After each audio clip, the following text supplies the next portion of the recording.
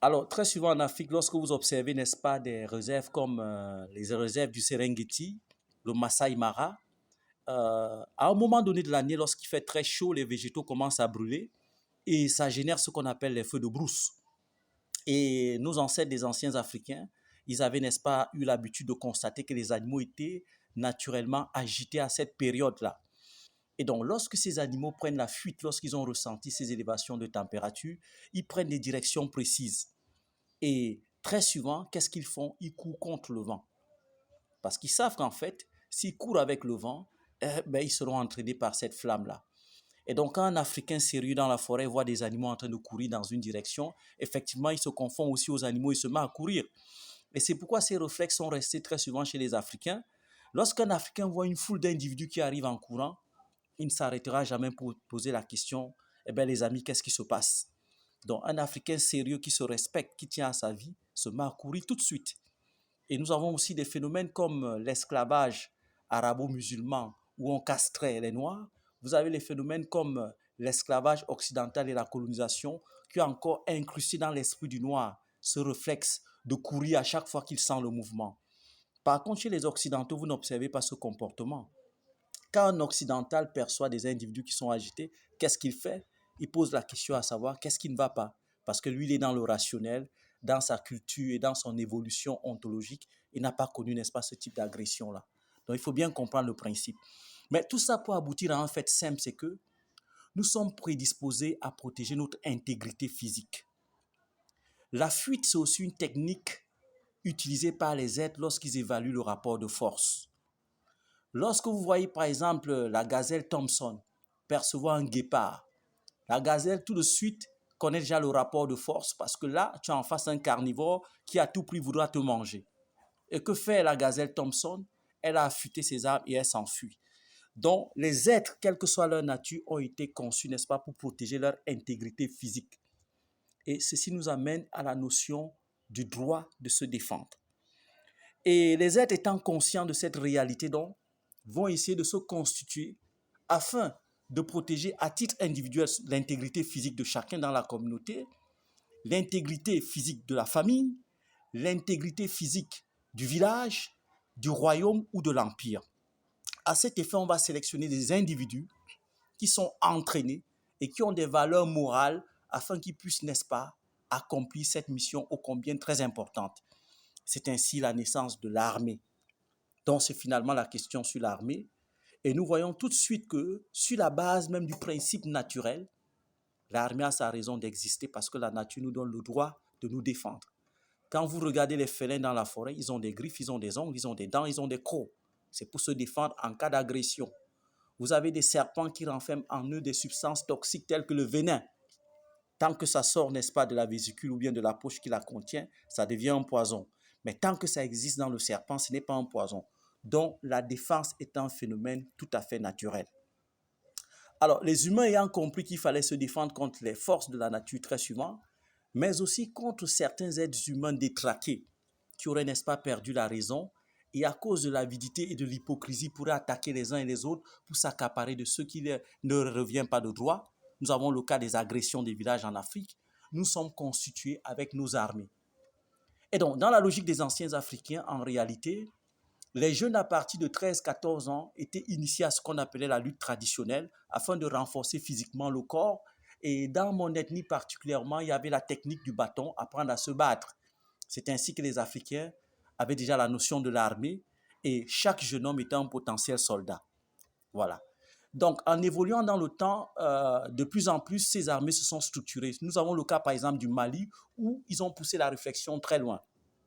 La société étant constituée, n'est-ce pas, des individus spécialisés dans la maîtrise des métaux ou bien de la forge, tels que les forgerons.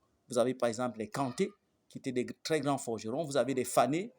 Vous avez de l'autre côté aussi les Peuls, comme les Diallo, etc., qui s'occupaient, n'est-ce pas, de nourrir la cité. Et d'un côté, vous avez les chasseurs comme les Keita. Et donc, les hommes virils, les chasseurs étant des hommes précis et très habiles à combattre l'animal et la bête dans la forêt, il revenait de droit que, n'est-ce pas, ces derniers soient considérés comme des soldats d'office. Donc, en gros, les meilleurs soldats étaient sélectionnés parmi les chasseurs et certains forgerons.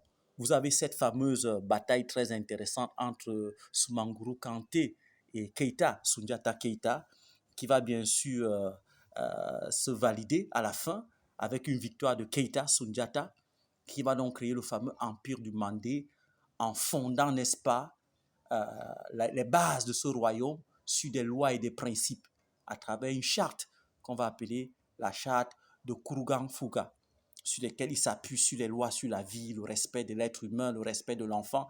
Donc, l'Africain, dans les fondements, était déjà parfaitement conscient que la nature lui a donné le droit de se défendre. Sauf qu'avec la rencontre avec le christianisme européen, il faut le dire, parce qu'il y a aussi le christianisme copte africain, il va se poser une question fondamentale. Pourquoi c'est à lui qu'on répète qu'à chaque fois, lorsqu'on le gifle à gauche, il faudrait qu'il montre la joue droite? Parce qu'il avait constaté finalement qu'il était agressé par tout le monde, même lorsqu'il n'avait rien fait. Et donc, si on suit cette logique-là aujourd'hui, vous constatez qu'effectivement, le peuple qui aurait réussi de façon très claire le christianisme européen serait normalement les peuples qui seraient à la base, n'est-ce pas, du monde hébreu, en griffe, c'est-à-dire Israël. Mais bon, vous remarquez quand même qu'Israël a l'une des armées les plus puissantes. Elle n'attend pas Dieu. Vous voyez qu'Israël a l'arme nucléaire. Donc, ce fameux dicton, lorsqu'on te gifle à gauche, tu montes la joue droite, on se demande finalement si cela ne s'applique qu'aux Africains. Si oui, dans quel contexte est-ce que cela avait été dit? Parce que de façon contradictoire, on se rend compte que la nature a armé tout être à se défendre. C'est facilement visible. Donc, si nous sommes dans le champ spirituel, un champ aussi hautement spirituel ne peut pas être en contradiction avec la nature. Parce que le champ de la spiritualité véritable, c'est celle de la nature. Donc, il va falloir revoir ces textes à ces Africains qui disent à chaque fois, lorsqu'on les gifle à gauche, il faut montrer à droite. Je vous rappelle qu'en Israël, si vous effleurez même ne serait-ce que leurs frontières, vous recevrez la claque de votre vie et vous n'aurez même pas le courage de rendre. Donc, il faut faire très attention. Nous avons besoin des armées solides. Mais c'est là où je vais chuter. Quel est le rôle fondamental des armées en Afrique, malheureusement? Nous constatons qu'il y en a qui font très bien leur job. Je tenais ici à féliciter, n'est-ce pas, l'armée du Burkina. Vraiment, c'est super là-bas. Il y a encore des véritables héros là-bas qui ne tirent pas sur leur peuple. Vous avez l'armée du Mali qui montre de bels exemples. Et très récemment, une tranche, n'est-ce pas, de l'armée sénégalaise qui a quand même protégé les jeunes, même s'il y a une autre tranche qui a tiré sur nos enfants. Donc, à cela, nous disons vraiment, vous êtes très utile pour la nation parce que vous préservez l'intégrité physique des populations, mais aussi de nos territoires. Mais lorsqu'il y a des bavures, il y a de quoi se questionner sur la nature, n'est-ce pas, de ce type d'individus-là qui roulent, n'est-ce pas, pour des missions inverses à la survie de l'Afrique. Je tiens à vous rappeler que c'est grâce à l'armée que l'Afrique a pu se tenir pendant 4000 ans comme la première puissance dans l'humanité. Et elle s'est détruite lorsque, sur le plan spirituel et sur le plan de son armée, elle a été corrompue. Il faut bien comprendre le déclin de l'Afrique. C'est une implosion interne. Vous voyez très bien que si on part même de l'époque pré-dynastique, parce que la plus redoutable armée, elle est égyptienne, que ce soit depuis Horus, Horus Nior, Horus Hathor, Horus Sekhmet, Horus Scorpion, Horus Faucon, tous ces individus avaient des puissantes armées. Lorsqu'on passe à la première dynastie avec Narmer, il a une redoutable armée. Je m'envole à la troisième dynastie avec Djoser.